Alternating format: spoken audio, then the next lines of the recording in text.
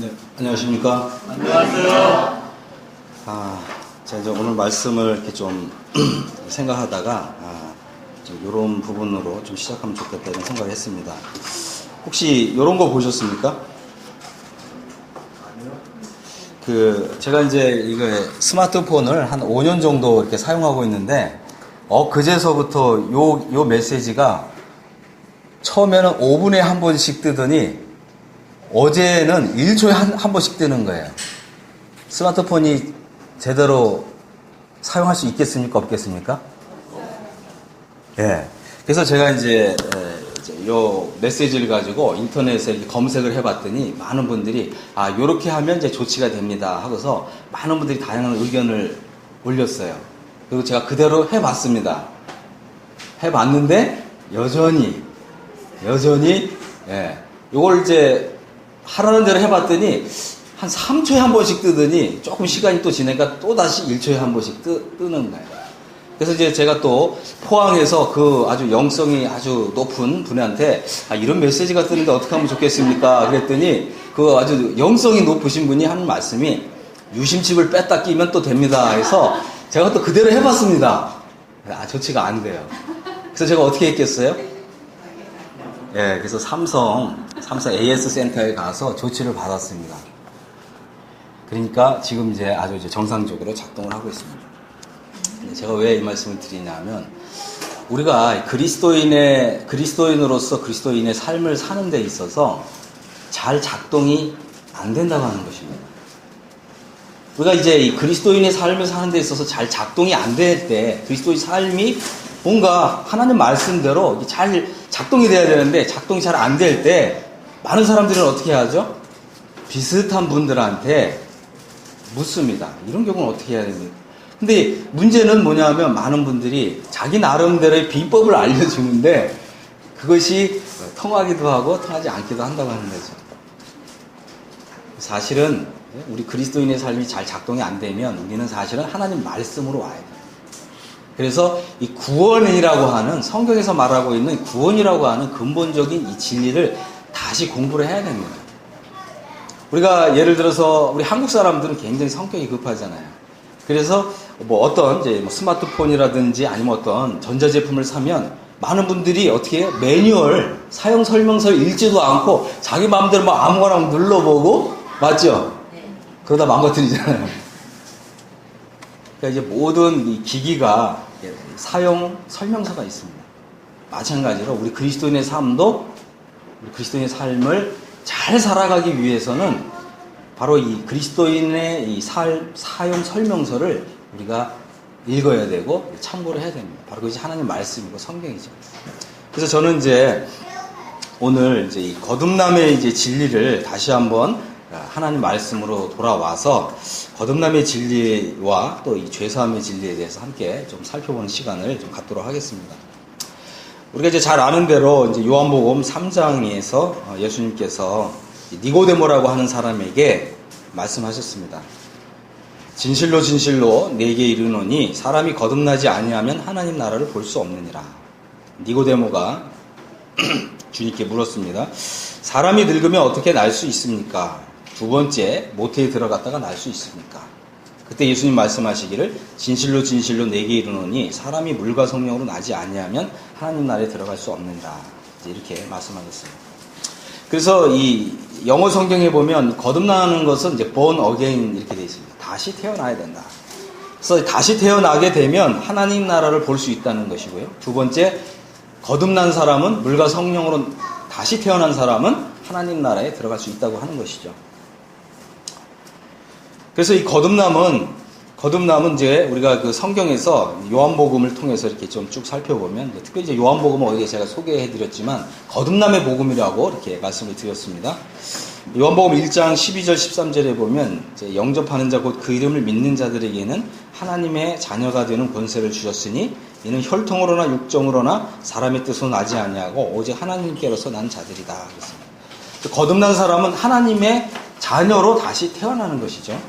그 다음에 이제 이 사도 요한은 이제 요한복음에서 거듭난 사람을 가리켜서 하나님께로서 난 자다 이렇게 표현했어요. 이 표현이 이제 그 요한 1, 2, 3서에 가면 하나님께로서 난 자마다 죄를 짓지 않냐느니, 이제 이렇게 표현하죠. 하나님의 씨가 그 속에 거하기 때문이다. 이렇게 말씀하고 있습니다. 그래서 거듭난 사람을 사도 요한은 주로 하나님께로서 난 자다, 이제 이렇게 표현하고 있습니다. 거듭나는 것은 이제 하나님의 자녀가 되는 것입니다. 거듭남은 두 번째는 이제 하나님의 자녀가 되는 권세를 얻는 것입니다. 그래서 영접하는 자, 곧 그 이름을 믿는 자들에게는 하나님의 자녀가 되는 권세를 주셨으니, 이렇게 되어 있습니다. 그래서 이제 예수님께서 이 세상에 오셨잖아요. 그래서 성경에 뭐라고 되냐면 자기 땅에 오매 자기 백성이 영접지 아니하였으나. 그래서 이제 예수님께서는 이 구약 성경에 약속된 메시아로서 자기 땅에 자기 백성에게, 이스라엘 백성에게 오셨는데 자기 백성이 영접하지 않았다는 거죠. 그래서 이제 예수님께서는 처음에는 유대인들에게 바로 이 거듭남의 은혜를 주시고자 하셨는데, 유대인들이, 이스라엘 백성들이 거절했기 때문에 이제는 이 하나님의 자녀가 되는 이 은혜를, 하나님의 자녀가 되는 이 권세를 이방인들에게까지 확대시키셨다, 이런 의미입니다.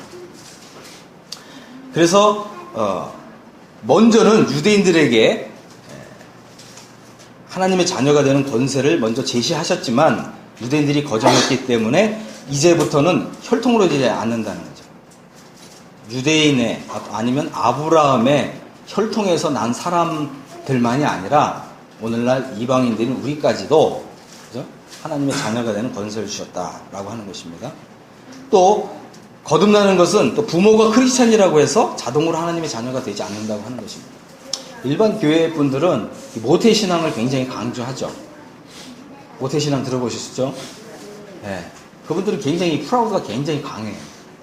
하지만 거듭났냐 이렇게 이제 질문을 할 때 이분들은 나는 거듭남은 모르고 모태신앙이다, 이제 이렇게 얘기하죠. 그럼 우리는 어떻게 해야 돼요? 거듭나지 않으면 하나님 나라를 볼 수 없다. 그러면 이제 그분들이 그럼 거듭나는 게 뭐냐 이렇게 질문합니다. 이 거듭남의 진리는 오늘날 이제 성경에서 굉장히 중요한 진리인데 오늘날 많은 사람들이 거듭남을 잘 몰라요.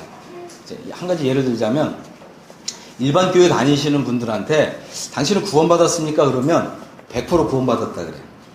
100%입니다. 요즘은 일반 교회 다니는 분들한테 당신은 구원받았습니까? 이렇게 질문하면 100% 구원받았다. 그럼 당신은 거듭났습니까? 이렇게 질문하면 90%는 거듭난 거 난 잘 모른다, 이렇게. 거듭나는 게 뭡니까? 이렇게 질문합니다. 그죠? 그리고 또 어떤 분은 당신은 거듭났습니까? 그러면 10%가 이래. 10%가 거듭났죠. 이렇게 얘기를 해요. 그때 우리는 어떻게 질문해야 됩니까? 당신은 진짜 거듭났습니까? 진짜를 한 번 더 해줘야 돼요. 그러면 그분들은 그 말을 해요. 사실은 말이죠. 이렇게 하면서 저 거듭나는 거 잘 모릅니다, 이렇게 합니다. 여러분들이 이제 이거 활용하시면 돼요. 이분들은 이제 모태신앙을 굉장히 강조하지만 어쨌든 부모가 크리스찬이라고 해서 자동으로 거듭나는 것이 아니다라고 하는 것입니다. 그럼 세 번째는 육정으로 되는 것이 아니다. 육신의 의지로 되는 것이 아닙니다. 나는 거듭나야지. 그죠? 나는 뭔가 나 자신을 새롭게 변화시켜야지. 그래서 교회도 나가봐야지. 이런 것으로 거듭나는 게 아니라는 거죠. 인간의 의지로 되는 것이 아닙니다. 그 다음에 이제 사람의 뜻으로 거듭나는 것이 아니다. 그죠? 사실은 이제 거듭나는 것은 하나님의 뜻대로 되는 것이고요. 하나님의 의지로 되는 것이고, 하나님의 역사로 되는 것입니다. 다섯 번째는 이제 오직 하나님께로서 난 자들이다. 그래서 하나님에게서 태어나는 것이다. 이 말은 뭐냐면 거듭남의 모든 주권은 하나님께 있다.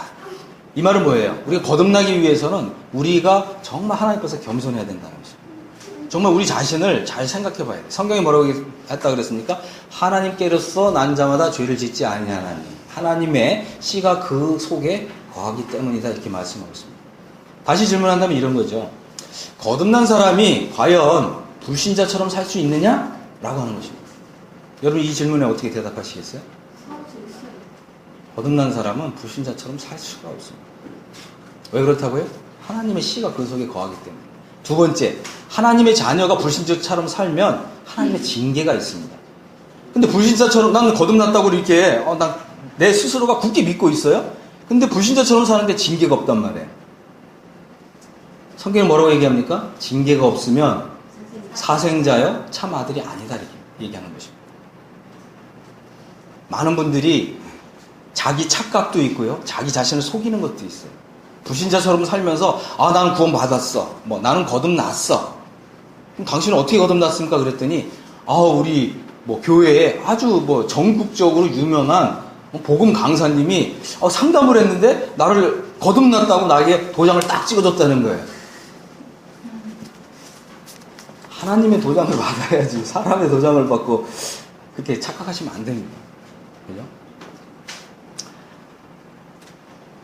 그래서 우리는 진정한 거듭남을 경험했는가라고 하는 것을 우리 자신이 정말 진지하게 고민해 보고요, 물어야 됩니다. 그리고 사실은 진짜 거듭난 사람은 고민을 한 번씩 다 하게 돼 있어요. 고민을 안 해봤다, 이런 분들은 다 문제가 있는 분들이에요. 그래서 우리의 이 진정한 거듭남은 사실은 내가 왜 거듭난 사람으로서 왜 이렇게밖에 못 살지?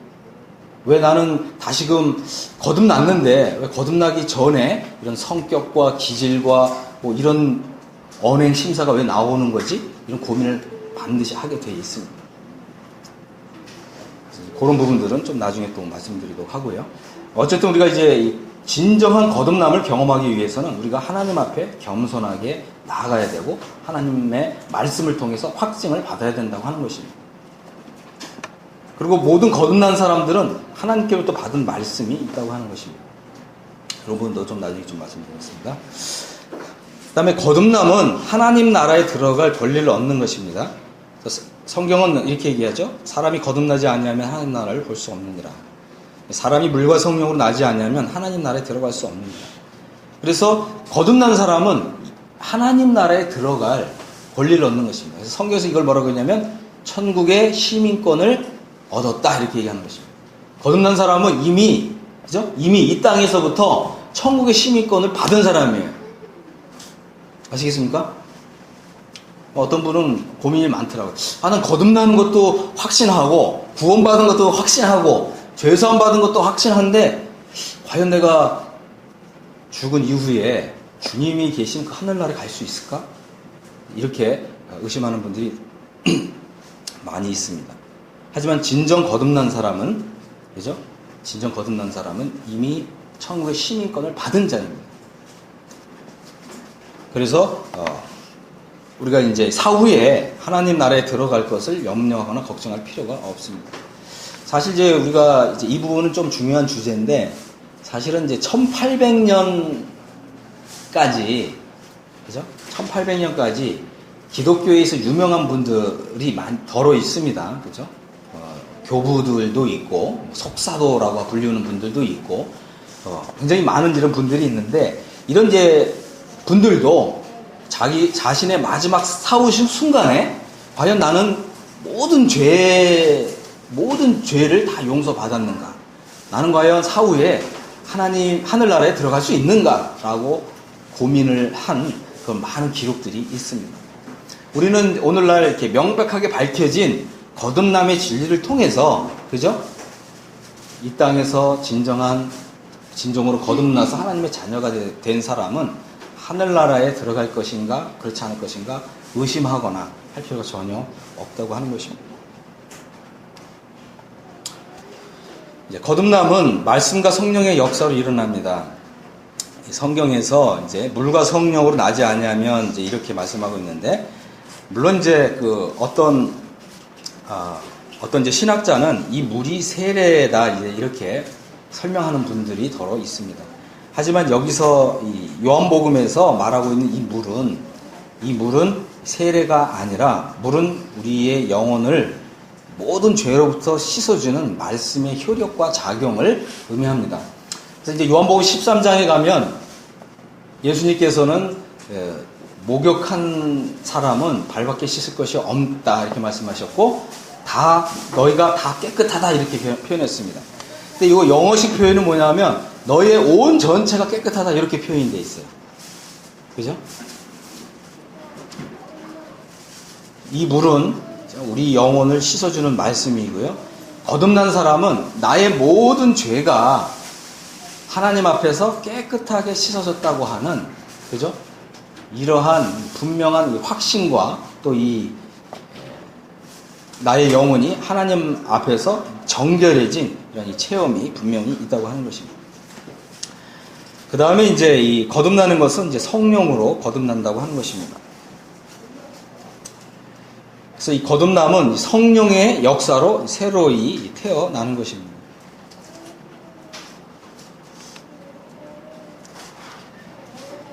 그 다음에 이제 이 거듭남은, 그죠?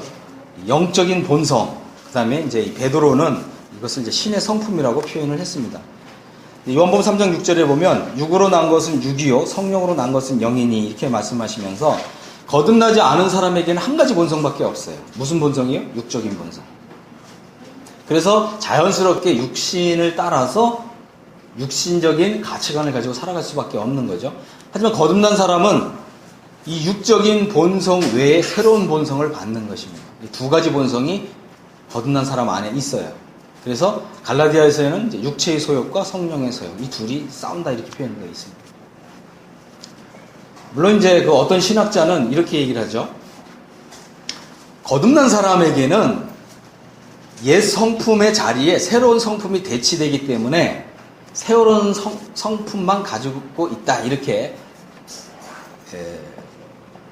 말하는 분들이 더러 있습니다. 이런 사람들을 본성이 하나밖에 없다 이렇게 얘기하기 때문에 한 본성주의 또는 이제 단일 본성론 이렇게 표현합니다. 다시 말씀을 드릴게요. 만일 우리 거듭난 사람 속에 새로운 본성만 있다면 죄를 지을까요, 안 지을까요? 안 지어요. 안 짓죠. 그러면 이제 우리가 그런 분들한테 질문합니다. 그러면 그러니까 거듭난 사람은 새로운 본성만 있기 때문에 죄를 짓지 않는다 이렇게 이분들이 이제 가르치는 거예요. 그럼 우리가 질문하죠. 그럼 당신은 죄를 짓지 않느냐? 아, 난 죄를 짓지 않는다 이렇게. 그러면 이제 우리가 또 질문을 해야 돼요. 당신은 진짜 죄를 안 짓냐? 그죠? 그러면 이제 이분들이 사실은 죄를 짓는다 이렇게 얘기합니다. 그럼 그건 뭐냐? 이렇게 얘기하면 이 사람 뭐라고 얘기하냐면 죄의 잔재라 그래요. 죄의 잔재가 우리 속에 남아서 그래서 죄를 짓는데 그건 내가 짓는 게 아니라 죄가 죄를 짓는다 이렇게 얘기하는 거죠. 맞습니까? 틀립니까? 뭐라고요? 죄가 죄를 짓는다. 내가 죄를 짓는 것이 아니라 죄가 죄를 짓는다 이렇게 얘기하는 거죠. 그래서 이런 분들을 이제 완전 성화 구원론자라고 이렇게 부릅니다. 이게 성경적인 것이 아니에요. 성경에서는 거듭난 사람 속에 새로운 본성을 받는 거예요. 이 두 가지 본성이 같이 있어서 갈등을 일으킵니다. 우리가 성령님의 역사와 성령님의 그 뜻에 복종하여 살면 새로운 본성의 힘이 강해지기 때문에 우리가 성화의 삶을 사는 게 가능하지만 우리가 거듭났음에도 불구하고 여전히 기도하지 않고 성경 읽지 않고 구제하지 않고 그리스도의 사랑을 나타내지 않고 내 고집대로 살기로 마음에 작정하면 어떻게 된다고요? 육신적인 삶을 사는 거예요. 그래서 육신적인 그리스도인이 있고 신령한 그리스도인이 있는 것입니다. 여러분은 신령한 그리스도인입니까? 육적인 그리스도인입니까? 네. 그게 이제 우리 소망이죠. 네. 자, 그 다음에 이제 거듭남은요, 하나님의 아들을 믿을 때 영생을 그 자리에서 즉시 받는다고 하는 것입니다. 그래서 하나님이 세상을 이처럼 사랑하사 독생자를 주셨으니 이는 저를 믿는 자마다 멸망치 않고 영생을 얻게 하려 하심이라. 그래서 이 영생은 단순히 영원히 오래 사는 걸 얘기하는 게 아니라고 분명히 말씀드렸습니다. 예수님께서 그죠? 태초에 말씀이 계시니라 이 말씀이 하나님과 함께 계셨으니 이 말씀이 곧 하나님이시라 이렇게 했죠. 그래서 예수님께서는 영원 전에 아버지 하나님과 사귐의 삶을 가지셨어요. 여러분 한번 상상해 보세요. 하나님과 사귐의 삶을 갖는 자가 되는 거예요. 하나님이 나의 아버지가 되시는 거고 나는 그분의 자녀가 되는 것입니다. 그래서 우리가 하나님께 기도할 때 마치 하나님이 타인과 같은 존재가 아니고 나의 아버지가 되는 거예요. 바로 이러한 이 하나님과의 이 친밀한 관계 또 친밀한 감정 이런 것을 맛보고 누리는 것이 영생의 삶인데 예수님, 오직 뭐야? 이 영생은 예수님만 가지고 있었다는 거죠. 예수님이 오셔서 거듭나게 하심으로 이 영생을 우리에게 주시는 거예요. 무엇을 주신다고요? 하나님과의 친밀한 관계와 친밀한 삶을 우리에게 선물로 주시는 것입니다. 다시 말씀을 드리면 거듭난 사람은 이 땅에서부터 영생의 삶을 사는 것입니다. 거듭난 사람은 멸망하지 않습니다. 무슨 일이 있어도 결단코. 하나님께서는 우리가 하나님의 자녀를 한번 태어났다면 자녀를 지옥에다 버리시는 일이 있다고요? 없다고요? 없습니다. 없습니다. 비록 이제 성화의 삶을 살지 못하더라도, 그죠? 하나님의 자녀는 하나님께서 지옥에 버리시는 일이 없다고 하는 것입니다. 이해되셨죠? 하나님이 그 아들을 세상에 보내신 것은 세상을 심판하려 하심이 아니요 저로 말미암아 세상이 구원을 받게 하려 하십니다. 그래서 거듭난 사람은 구원을 받습니다. 그래서 요한복음에서는 그죠? 거듭나는 거, 또 영생을 얻는 거, 구원을 받는 것이 다 현재형이라는 거예요. 그죠? 미래형이 아니고 전부 현재형입니다. 현재 다 소유하는 것입니다. 그 다음에 거듭남은 그죠? 거듭나는 즉시 영생을 얻고요. 즉시 그죠? 사망에서 생명으로 옮겨집니다. 요한복음 5장 24절 우리가 굉장히 잘 아는 말씀인데 내가 진실로 진실로 너희에게 이르노니 내 말을 듣고 또 나 보내신 이를 믿는 자는 영생을 얻었고 심판에 이르지 아니하나니 사망에서 생명으로 옮겨집니다. 말씀하셨고요. 그 다음에 이제 거듭난 사람은 그리스도의 음성을 듣습니다. 요한복음 10장 27절에 내 양은 내 음성을 들으며 나는 저희를 알며 저희는 나를 따르느니라. 거듭난 사람은요 그리스도의 음성을 분명히 듣는다고 하는 것입니다. 그래서 이것을 레마라고 그래요. 레마. 여러분 이제 로고스는 들어보셨죠? 로고스는 이 기록된 성경을 로고스라고 합니다. 우리가 이제 성경을 가지고 있다는 것은 로고스를 가지고 있다는 건데 우리가 이 로고스의 말씀을 읽을 때 그리스도의 음성으로 나에게 친히 직접 해주시는 이런 음성을 들어요. 이걸 레마라고 합니다.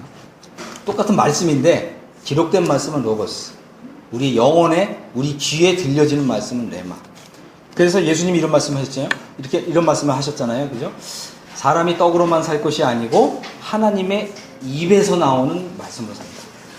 이 레마예요. 그러면 우리가 이제 거듭난 사람은 성경을 읽을 때 이 레마의 말씀을 받아야 우리 영혼이 어떻게 돼요? 양식을 얻고 꼴을 얻고 힘을 얻고 믿음을 얻고 용기를 얻고 담력을 얻습니다.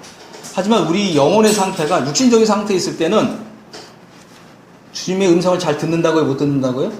못 듣게 되죠. 그러니까 우리 영혼이 고갈되는 거예요.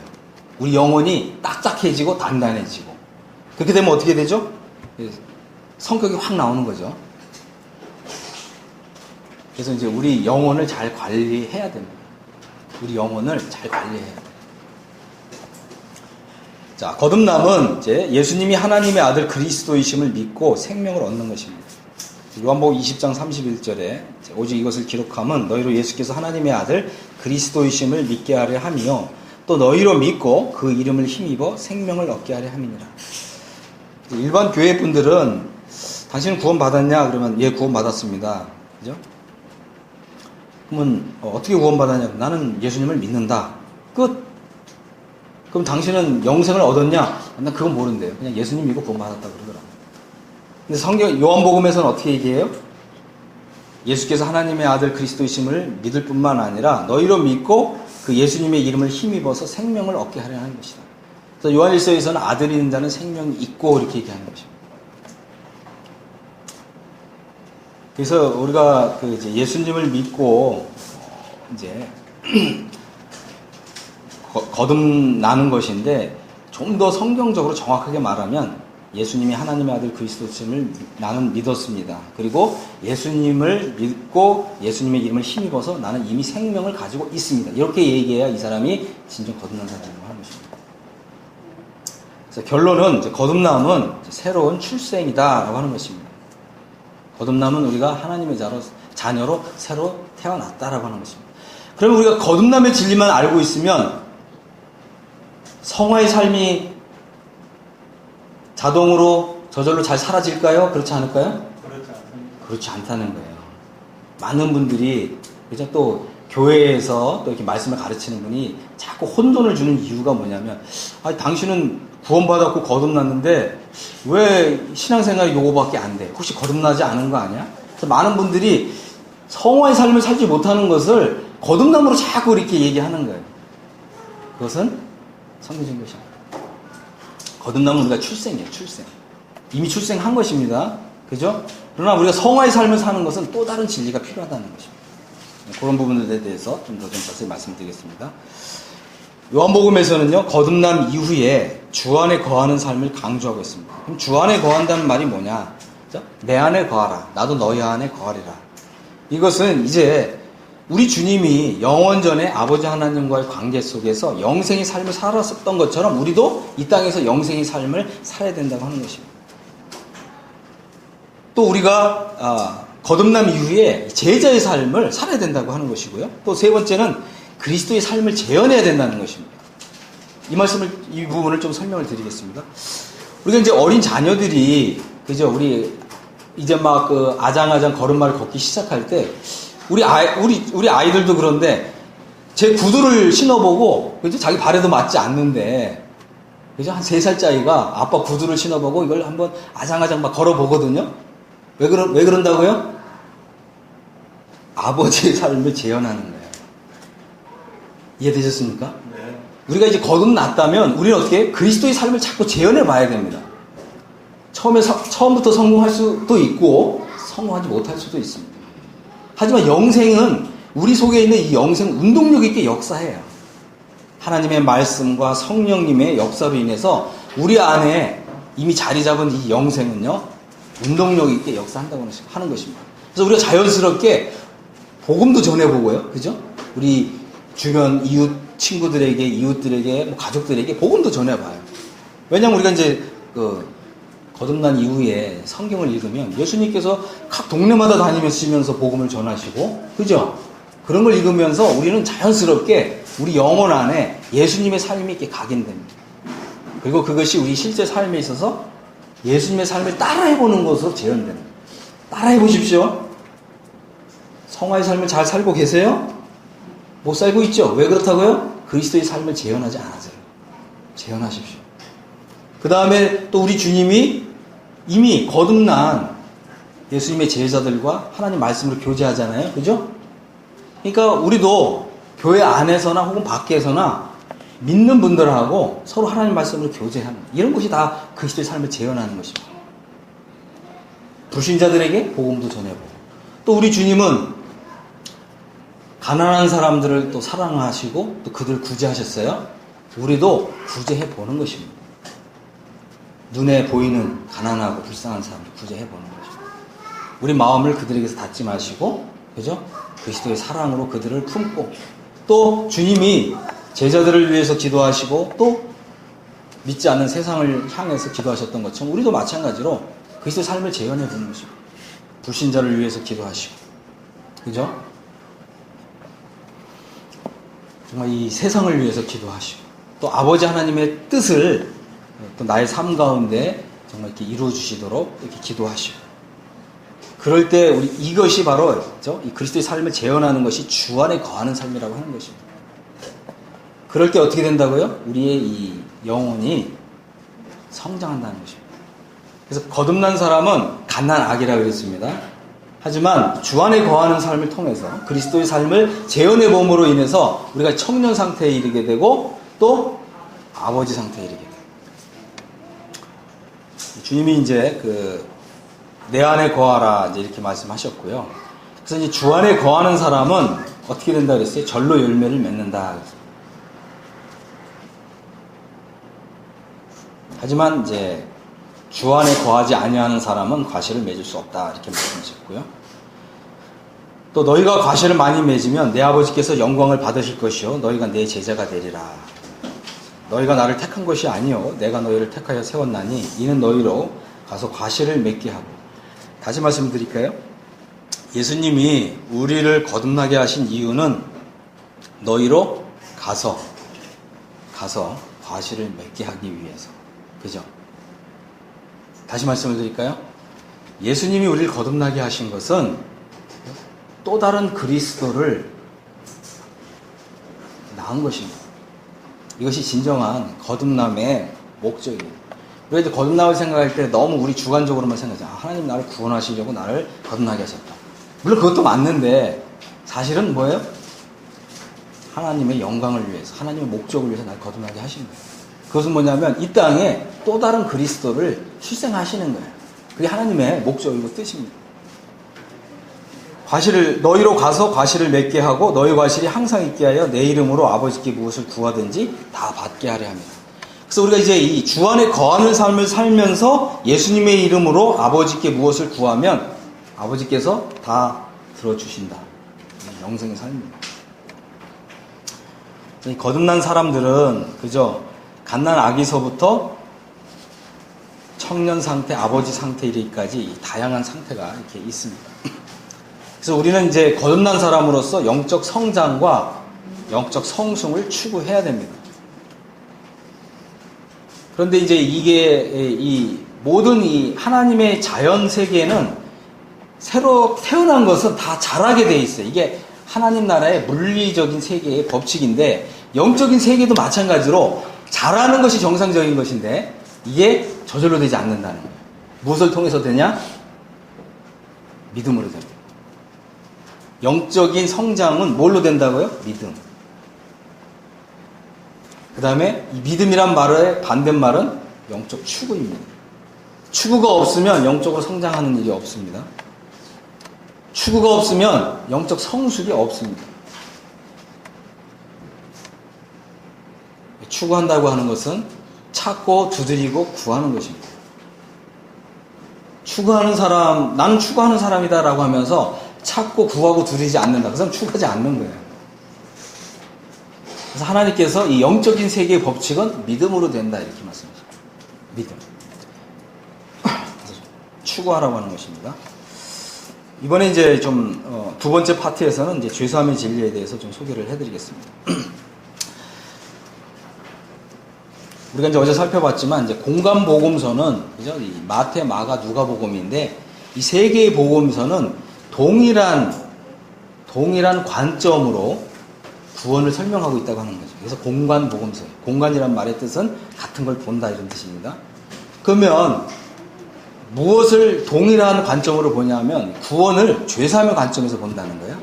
그래서 성경에서 죄사함을 얘기할 때는 항상 어떻게 해요? 뒤에 신즈 이렇게 돼 있어요. 신즈. 우리가 그래서 이 신즈라는 말은 뭐냐면 우리가 죄인으로 태어났는데 그죠? 죄의 이 본성, 죄의 뿌리는 우리 속에 있고요. 이것이 맺어서 열매를 맺은 것이 바로 신즈들이라는 거예요. 죄들. 그래서 예수님의 피로 죄사함을 받는다고 했을 때는 우리 이 열매들만 제거해 주는 거예요. 아시겠습니까? 우리가 예수님의 피로 죄사함 받았다고 했을 때 우리 속에 있는 죄의 본성, 죄의 권세가 예수님의 피로 씻긴다 안 씻긴다? 안 씻긴다. 우리가 지은 열매들만 제거한다는 거예요. 그렇기 때문에 만약에 우리가 예수님의 피를 믿어서 죄사함 받았다고 했는데 열매와 이 뿌리, 속에 있는 이 뿌리까지 예수님의 피로 다 씻긴다 그러면 죄사함 받은 사람 죄를 져요 안 져요? 안 짓죠. 근데 난 죄사함 받았는데 왜 죄를 여전히 짓죠? 뿌리가 여전히 있다는 거예요.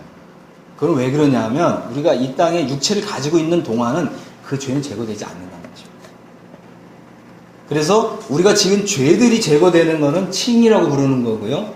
우리 속에 있는 이 죄성과 죄의 권세를 이기는 삶을 사는 것을 성화라고 부르는 것입니다.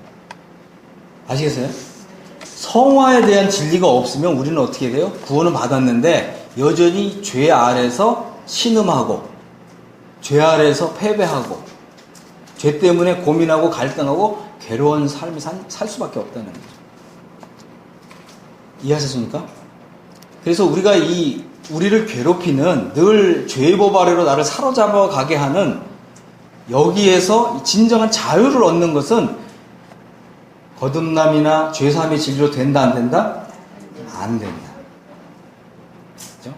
이것은 영적 해방이라고 하는 진리로 되는 것입니다.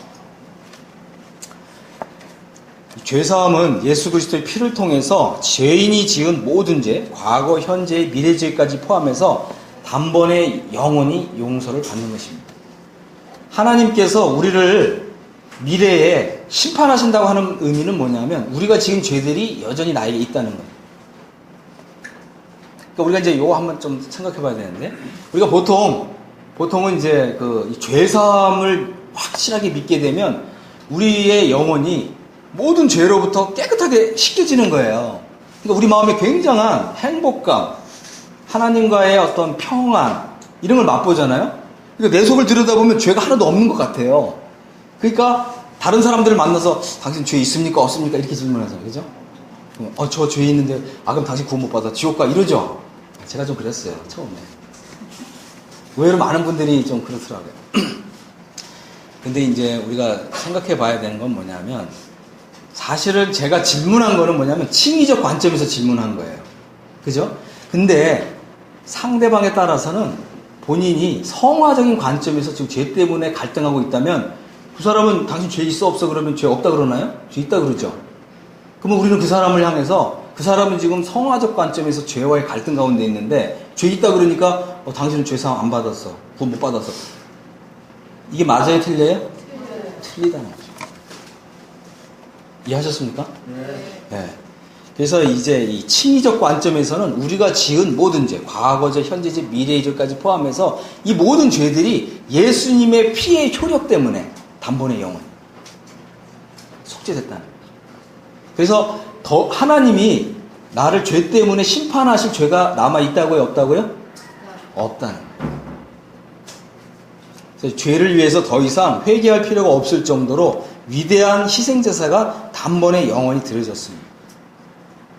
이것은 그죠? 단번에 드려진 제사이기 때문에 딱 한 번입니다. 한 번. 예수 그리스도의 그 십자가에서 흘리신 그 피의 제사는 단 한 번. 우리의 믿음도, 죄사함에 대한 믿음은 단 한 번.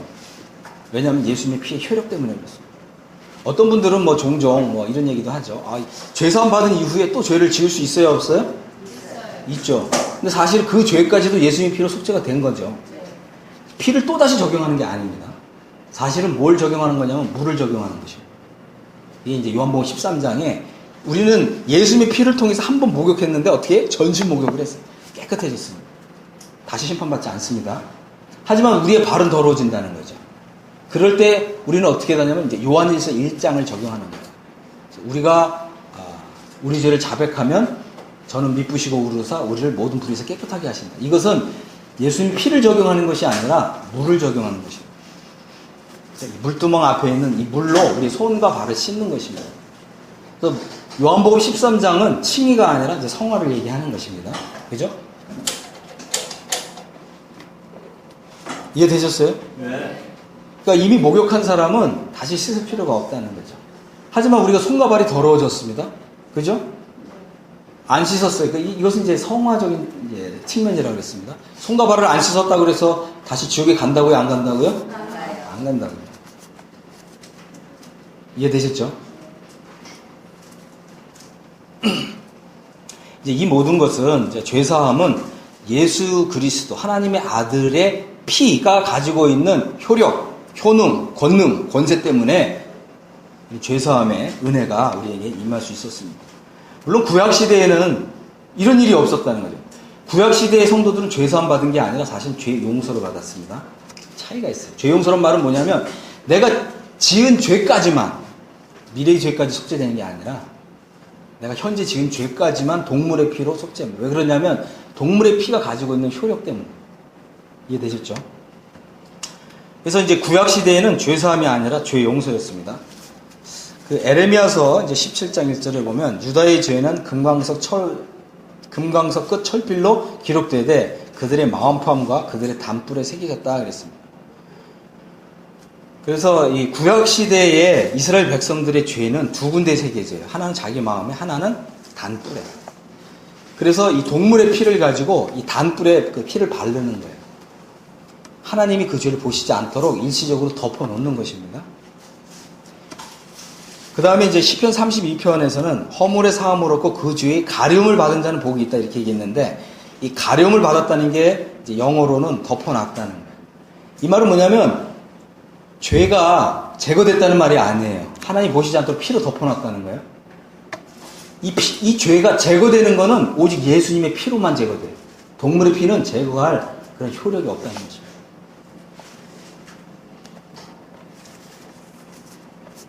예수님의 피는 그죠? 우리가 지은 죄들을, 모든 죄들을 단번에 영원히 그냥 제거해 버리는 거예요. 우리 양심에서 깨끗하게 합니다. 그래서 이제 구약 시대에 보면 이제 레위기에 보면 이제 제사장은 속죄 희생의 피를 손가락으로 찍어서 번제단 뿔에 발랐습니다. 그 이유는 그 죄를 덮어놓은 거예요. 하나님께서 피를 보시는 거죠. 죄가 이렇게 덮어놨습니다. 이해되셨죠? 이해되셨습니까? 네. 제가 다시 한번 좀 설명을 드릴게요. 과거에 이제 어떤 전도자가 이렇게 복음을 이렇게 전했다 그래요. 우리가 이제 예수님의 피를 믿고 죄사함을 받았다는 의미는 내가 지은 죄들이 깨끗해졌다는 의미가 아니고, 나란 사람이 있고 이게 죄로 이렇게 덮여 있는데 하나님께서 빨간색 셀로판 종이로, 이게 예수님의 피라는 거죠. 셀로판 종이를 이렇게 덮어놓고 보시기 때문에 나의 죄를 보시지 않는다. 이게 죄사함이다. 이렇게 설명을 했다 그래요. 혹시 이런 얘기 들으시는지 모르지만 이것은 죄사함의 진리가 아닙니다. 이것은 구약의 유대교의 진리예요. 아시겠습니까? 그래서 많은 분들이 이런 거죠. 당신은 믿음으로 의롭다함을 받았다 그러는데, 아니면 이제 죄성을 받았다 그러는데 이 의미가 뭐냐? 그러니까 이제 한번 예를 들겠습니다. 1번. 나는 여전히 이제 온 머리서부터 발끝까지 더러운 오물로 덮여 있는데, 마치 우리가 우주복 같은 걸, 하얀색 우주복 같은 걸 입고 있는 거예요. 그러니까 나 자신을 보면 어떻죠? 여전히 더럽고 죄인이죠. 그죠? 근데 우주복 같은 걸 입고 있기 때문에 하나님이 보실 때에는 내 죄를 보시지 않는다. 이게 죄사함 받았고 믿음으로 의롭다함을 받았다는 의미다. 이게 1번입니다. 2번은 우리가 마치 이제 죄의 시궁텅이에 빠져가지고 집에 왔는데, 그죠? 우리 이제 어머님이 이 시궁텅이에 빠진 아이를 집에다 들여다 놓고 목욕통에서 깨끗하게 씻기고 깨끗한 옷을 입혀주고, 이제 너 깨끗하다, 이제 집으로 들어오라, 이런 의미다. 2번. 그래서 우리가 이제 죄사함 받고 의롭다함을 받았다는 것이 1번입니까? 2번입니까? 이렇게 질문을 하면 몇 번이라고요? 70%가 1번이라 그래요. 우리 모임에서. 네? 2번입니다. 네? 2번인데요. 2번입니다. 의외로 많은 분들이, 그죠? 의외로 많은 분들이 1번이라고 굳게 믿는 분들이 의외로 많아요. 그리고 과거에 그런 식으로 가르친 경우가 더러 있었다 그래요. 하지만 우리가 다시 하나님 말씀으로 와서, 자, 생각해 보세요. 만약에 1번이라고 생각하는 사람에게서 성화의 삶이 나올 수 있을까요? 없을까요? 없습니다. 그것은 근본적으로 성화의 삶을 살 수 없도록 만드는 그런 이상한 교리예요. 그런 걸 따라가서는 안 됩니다. 우리가 죄사함 받았다는 것은 예수님의 피의 효력과 권능이 있습니다. 이 예수님의 피의 효력은 내가 예수님의 피가 나의 모든 죄를 속죄했다고 믿는 그 순간 단번에 영원히 깨끗하게 됩니다. 단번에 영원히. 아시겠습니까? 이게 죄사함의 진리입니다. 구약시대에는 지은 죄가 있을 때마다 희생 제물을 가져왔고 그 피를 번제단 뿔에 발랐습니다. 그리고 제사장이 이제 하나님께 속죄 제사를 드린 다음에, 그죠? 이 제사장이 그를 위하여 속죄한즉 그가 사함을 얻었습니다. 하지만 이것은 모형이었고요. 신약 시대에 오게 되면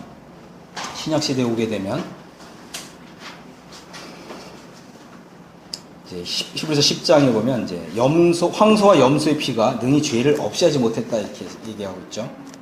그렇습니다. 황소와 염소가의 피가 가지고 있는 효력, 효능, 권세, 권능은 죄를 단번에 영원히 속죄할 수 없습니다. 하지만 예수님이 흘리신 피는 단번에 영원히 죄를 속죄해 줍니다. 히브리서 9장 12절 염소와 송아지의 피로 아니하고 오직 자기 피로 영원한 속죄를 이루사 단번에 성소에 들어갔습니다. 그래서 우리는 뭐냐면 예수님의 피를 믿는다는 것은 영원한 속죄가 이루어졌다라고 믿는 것입니다. 영원한 속죄가 이루어졌다. 그 다음에 이제 하물며 영원하신 성령으로 말미암아 흠없는 자기를 하나님께 드린 그리스도의 피가 어찌 너희 양심으로 죽은 행실에서 깨끗하게 하고 살아계신 하나님을 섬기게 못하겠느냐. 그래서 예수님의 피는 우리의 양심을 정결하게 하고요, 우리의 양심을 담대하게 해줍니다. 우리가 언제든지 그죠? 예수님의 피를 의지하면 하나님의 임재 속으로 담대한 믿음을 가지고 나간다는 것입니다. 그래서 이제 우리가 살펴보면 구약은 그죠? 죄사함이 아니고 죄 용서라고 그랬습니다. 그것은 동물의 피로 드리는 제사였기 때문에 그렇고요. 동물의 피로 죄를 없이 한 것이 아니라 하나님 보시지 않도록 죄를 덮어놓은 것이라고 그랬고요. 양심을 온전케 하지 못했다고 그랬습니다. 하지만 신약 시대에 예수님이 자기 피를 통해서 드린 속죄 제사는 죄사함을 가져다 줍니다. 죄사함. 이것은 그리스도의 피가 가지고 있는 효령, 효능, 권세, 권능 때문에 죄를 제거해 주고요, 또 죄들을 정결케 해주고요, 우리의 양심을 온전케 해줍니다. 그래서 우리가 언제라도 그죠? 하나님의 은혜의 보좌 앞에 믿음으로 나갈 수가 있는 거예요. 그런데 이제 우리가 알아야 될 것은 뭐냐면 성경에는 세 가지 죄사함을 말씀하고 있다고 하는 것입니다.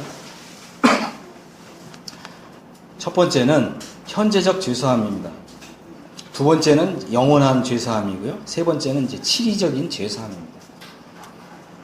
여러분들이 이제 이 성경 구절들 적어놓고 나중에 한번 지금 좀 살펴보시기 바랍니다.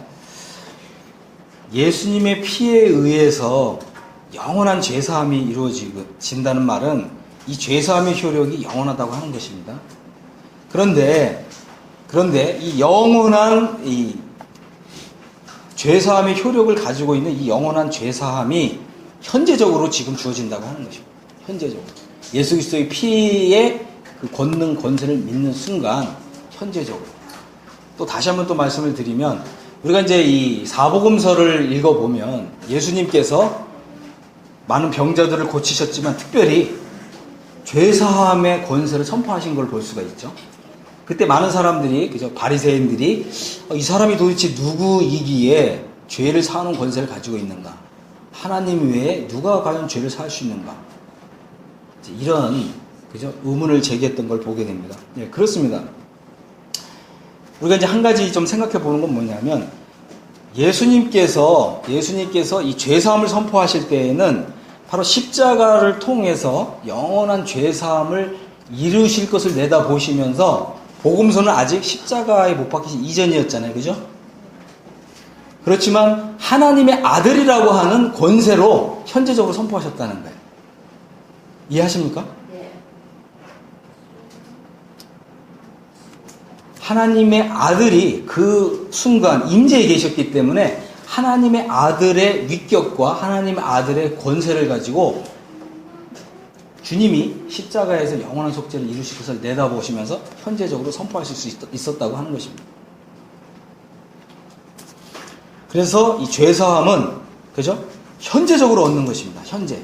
오늘날 우리도 예수 그리스도의 십자가의 피를 믿는 순간, 그 말은 뭐예요? 예수님의 피가 나의 모든 죄, 과거죄, 현재죄, 미래죄를 영원히 속죄했다고 믿는 순간 현재적으로 죄사함의 은총을 입고요. 이 죄사함의 은총은 그 순간부터 발효를 해서 영원히 효력을 발휘한다고 하는 것입니다. 이게 이제 현재적 죄사함, 영원한 죄사함인데, 세 번째 우리가 생각해 봐야 될 건 뭐냐면 치리적 죄사함입니다. 치리적 죄사함은 뭐냐면 죄사함을 받고 구원을 받은 자로서 우리는 뭐예요? 하나님의 통치 아래 있다고 하는 것입니다. 그 다음에 우리가 이제 죄사함 받은 이후에 죄를 지었나요? 안 지었나요? 지어요. 물론 안 지으면 문제가 간단하죠. 하지만 우리가 여전히 이 육신을 가지고 있고 이 육체의 몸을 가지고 있기 때문에 죄가 우리 육체 안에 거한다고 하는 것입니다. 그리고 이것이 때가 되면, 기회만 되면, 환경만 만들어지면 이 죄가 죄를 짓도록 작동한다고 하는 것입니다. 그럼 우리가 또 죄 때문에 양심상 그럼 괴로워하잖아요. 그죠? 하지만 우리가 현재적 죄사함과 영원한 죄사함을 알게 되면 이 죄 때문에 하나님이 나를 다시 지옥에 넣으신다고요? 안 넣으신다고요? 안 넣으신다고요. 하지만 치리적 죄사함이 있다는 거죠. 이 말은 뭐냐? 이거 좀 설명드리면 다윗이 인구조사를 했어요. 우리가 이제 이 부분을 잘 이렇게 좀 생각해 보면 다윗의 마음에 하나님께 영광을 돌리기보다는 자기 자신을 과시하고 싶은 그런 육신적인 마음이 작용했던 걸 보게 됩니다. 인구조사를 실시했어요. 하나님께서 어떻게 하셨습니까? 징계를 내리셨어요. 징계. 이 세 가지 재앙 중에 하나를 택하라. 그죠? 이 말은 뭐냐 하면 우리가 이미 죄사함 받은 자로서 죄를 짓게 될 때 그 죄 때문에 다시 심판받고 영원한 지옥 불못에 들어가진 않지만 하나님이 아버지로서 또 사랑하시는 자녀로서 지은 죄에 대해서 징계하신다는 거예요. 그래서 우리가 이 죄로부터, 그죠? 이 죄로부터 다시금 자유롭게 되고 하나님과의 교제를 회복하려면 자백하고, 그죠? 자백하고 하나님께 회개할 필요가 있다는 것입니다. 만일 우리가 하나님의 자녀인데, 그죠? 하나님께 잘못하고 사람에게 잘못할 수 있습니까? 없습니까? 있죠. 만일 그것을 하나님께 자백하고 회개하지 않으면 어떻게 되죠? 하나님과의 관계가 단절되는 거예요. 교제가 끊어지게 되죠. 그러면 우리는 어떻게 돼요? 하나님 앞에 그 죄를 인정하고 자백하고 자복하고 사람에게 잘못한 거는 사람에게 용서를 빌라는 거죠. 이게 바로 이 치리적 죄사함입니다. 만약 이 부분을 안 하게 되면 어떻게 되냐? 하나님이 징계의 손이 꽉 누르신다는 거예요. 그렇게 되면 어떻게 되죠? 심히 괴로운. 그죠? 근데 어떤 분은 이게 너무나 오래됐고 더 이상 괴롭지도 않아요.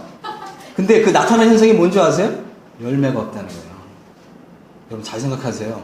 여러분 구원받은 지 뭐 5년 된 분도 있고 뭐 2년 된 분도 있고 아니면 10년 된 분도 있는데 돌아보세요.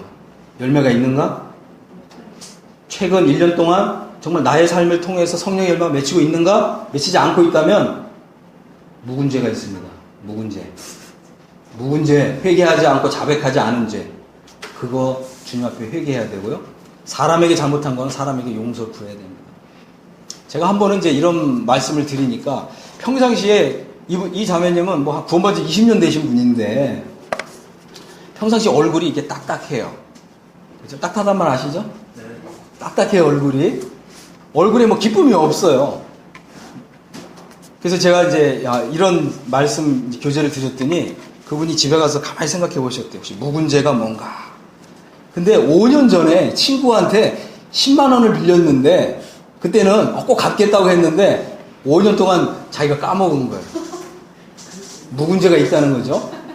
묵은 죄는 우리가 열매 맺지 못하도록 막는 역할을 합니다.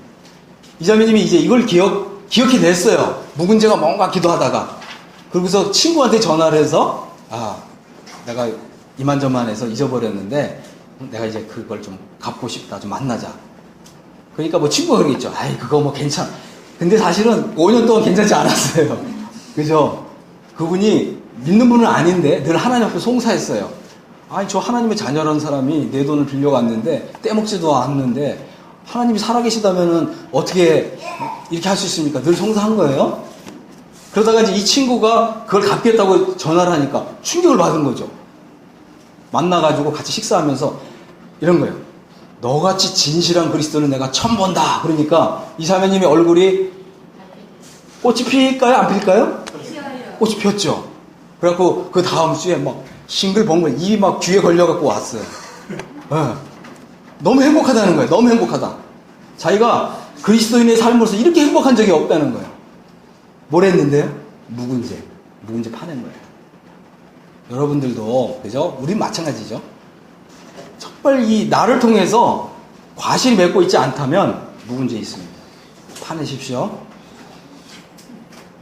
다 하나님의 징계의 손 아래 있는 것입니다. 징계가 어떤 사람은 강한 또 큰 이에 있고 어떤 사람은 가벼운 이런 게 있는 것입니다.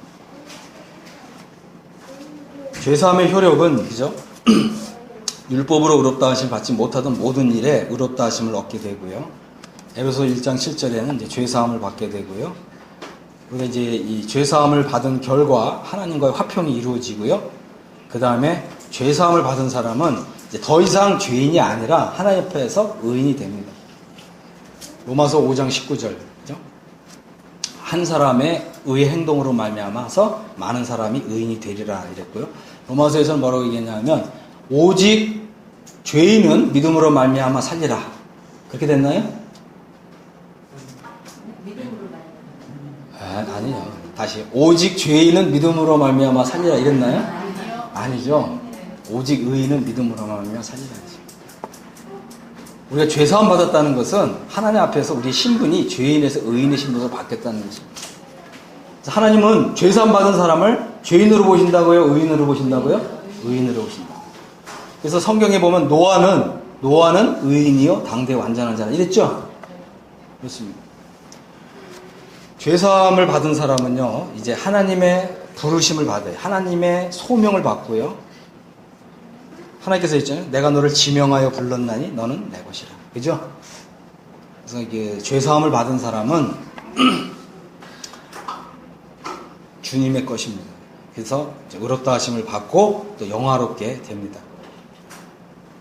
또 죄사함을 받은 사람은 지성소에 들어가서 이제 예배를 드리는 자가 됩니다. 죄사함을 받은 사람은 하나님을 당당히 이제 섬기게 됩니다. 일단 좀 여기까지 하고요. 잠시 10분을 쉬도록 하겠습니다.